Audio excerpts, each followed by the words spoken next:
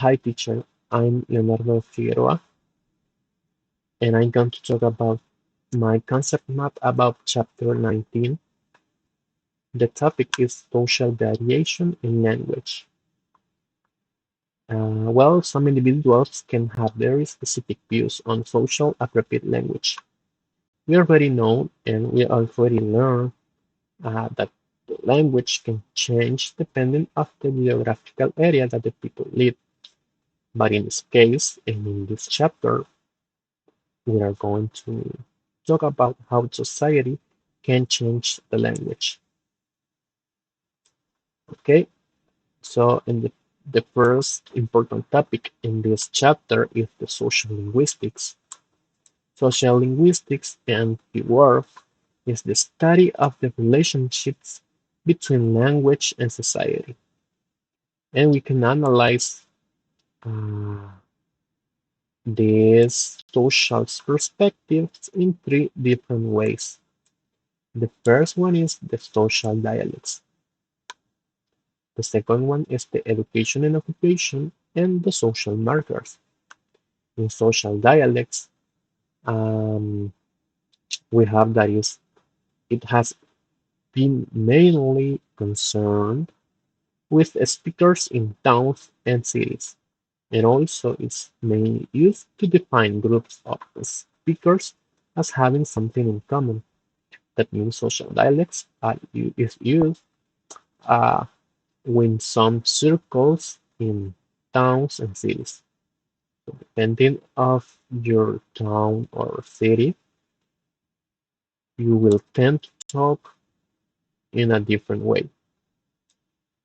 But also you are going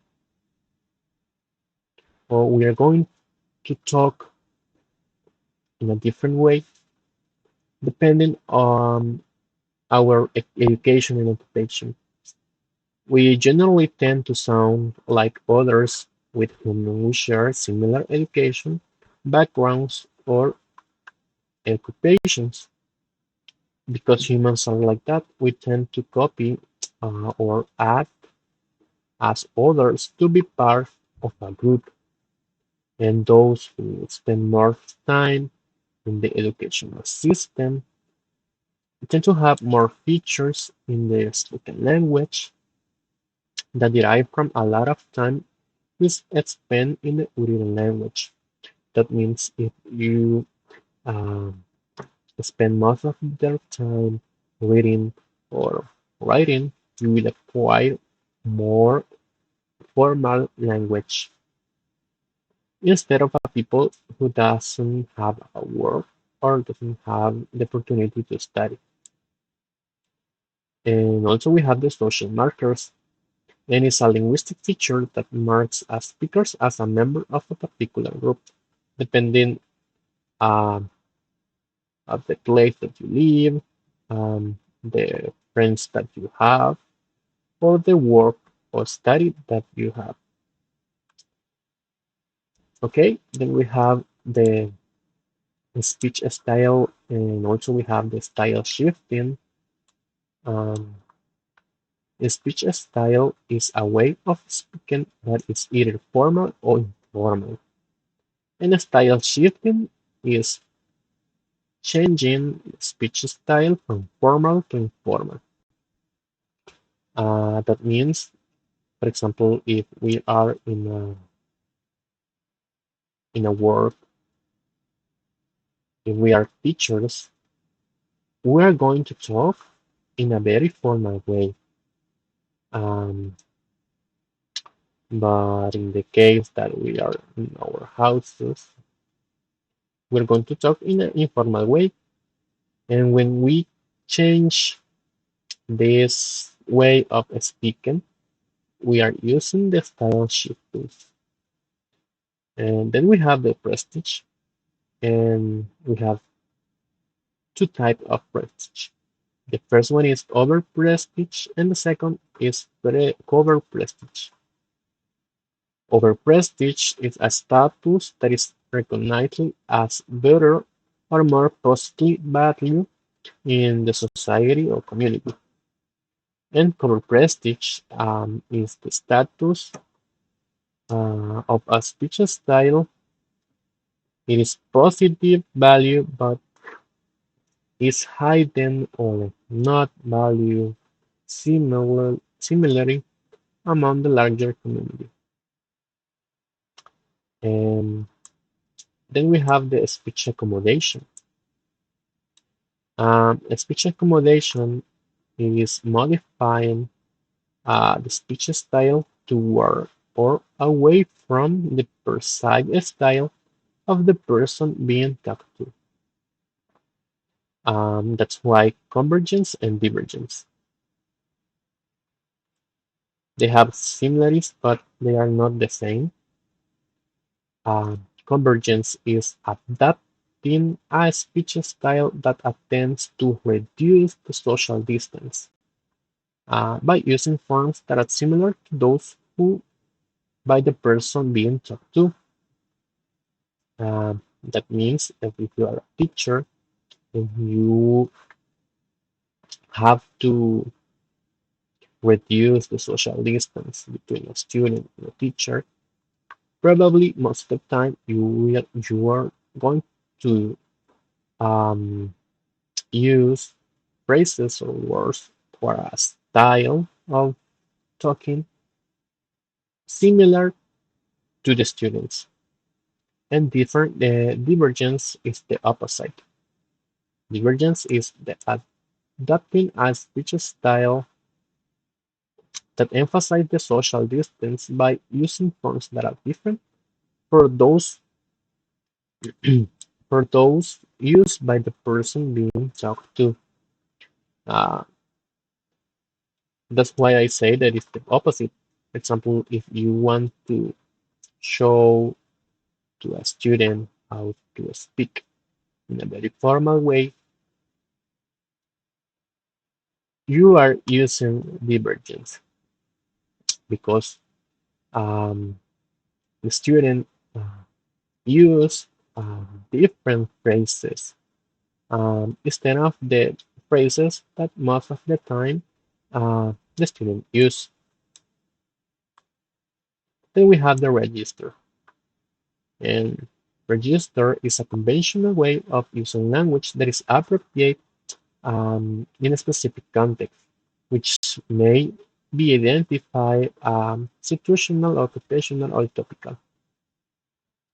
Um, we use the register for analyze the context in the society. For example, if we are in a church, in a hospital, in a school, we tend to use more phrases according to the place um, that we are. And when we use those kind of sophisticated words, we use jargon. Jargon um, is the special technical vocabulary associated with a specific activity or topic as part of register. It is associated with a specific area, work, or interest. For example, in the hospital, they have many words describing parts of the body. Um, for example, if they are in a laboratory, there are very uh, complicated words that most of the time the people works there can speak or have the knowledge about those kind of specific phrases or technical vocabulary that the persons doesn't have the opportunity to stay in those kind of circles. Uh, so that's why jargons is very important when we are using the register. And then we have the slang. In slang, we have two different meanings. And the first one is the words or phrases used instead of more conventional forms by those who are typically outside established higher status groups or colloquial speech. In other words, a slang is the colloquial speech. Um, this language that most of the people use in the social circles. Um, Slang describes words and phrases that are used most of the time for younger people. Um, and that's why then we have the taboo terms. Um, Taboo terms are words that and phrases often involving body parts, bodily functions, and sexual acts that people avoid for reasons related to religion, publicness, and prohibited behavior. That's why slang, we have to be careful with the slang because we have some taboo terms or phrases or words that are not used for all the people, like words that are censored in television or in some books. So slang is all these things, the colloquial speech and also the taboo terms. And finally, we have the African American English. Um, African American English is a variety used by many, not at all, African Americans in the mainly different regions of the USA. That means that it's language that uh, the word used a phrase. I don't like to say this phrase, but it's like Black English. I don't know why, but I prefer to say African American English because a synonym of this English is the Black English. Um, then we have the vernacular language, and it is associated a social dialect with low prestige spoken by a lower status group with marked difference for standard language. That means that are words that have sometimes mistakes or don't have the correct pronunciations, and that's why we have different sounds or different ways of writing those kind of words. That's why we have the sounds and the grammar of a vernacular. The sounds of the vernacular is the perceived phonological feature in African American English. In other English vernaculars is the tendency to reduce the final consonant clusters. The grammar of the vernacular English are most of the time illogical or sloppy, one frequently criticized element in the double negative construction. Sometimes we say illogical because they use some phrases that grammatically are incorrect. Um, but in African American English, it is correct because they can communicate in this way. So that's all in this map, in the concept map. This is the concept map in the whole way. We have different colors in order to divide the topics of the chapter. So that's all for my part, and thank you very much, teacher, for your time.